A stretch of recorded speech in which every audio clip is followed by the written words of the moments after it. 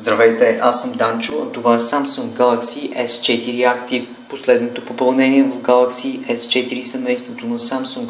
Устройството е невероятно, благодарение на високият клас на защита от прах и вода, известен като IP67. Камерата тук е 8 мегапиксела, а в горната и долна част на устройството са разположени гумирани участъци, които придават чувство на комфорт и сигурност по време на задържане на устройството. Вляво виждате инфрачервеният порт, микрофон, разположен вдясно, и тази по-голяма дупка е всъщност жакът за слушалки, който е изцяло водоустойчив. Тънката линия на Galaxy S4 е запазена и тук при Galaxy S4 Active. Използвано е и капаче, покриващо micro-USB портът. Вдясно имаме основният ни микрофон и за съжаление не съм затворил добре задния капак, затова няма да е никаква лоша идея да го направя сега.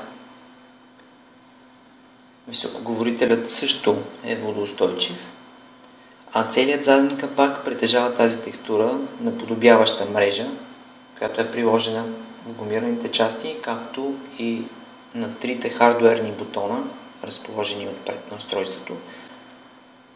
Тези хардуерни бутони са ви така познатите от ляво надясно бутон за контекстни менюта, Home бутонът и бутонът за връщане назад. Устройството се управлява от 4-ядрен процесор, работещ на 1,9 ГГц и притежава 2 ГБ оперативна памет, което го прави наистина бърз. Дисплеят тук е от цели 5 инча, технологията е TFT LCD, наистина страхотен дисплей с изключително висока гъстота на пикселите от 443 пиксела на инч. Операционната система, която се използва, е Android 4.2.2. Всички функции, които са налични в класическият вариант на Galaxy S4 са достъпни и тук, т.е. Air Gestures, Drama Show, Group Play, Dual Camera и всички останали режими, които познавате от S4, са налични и тук.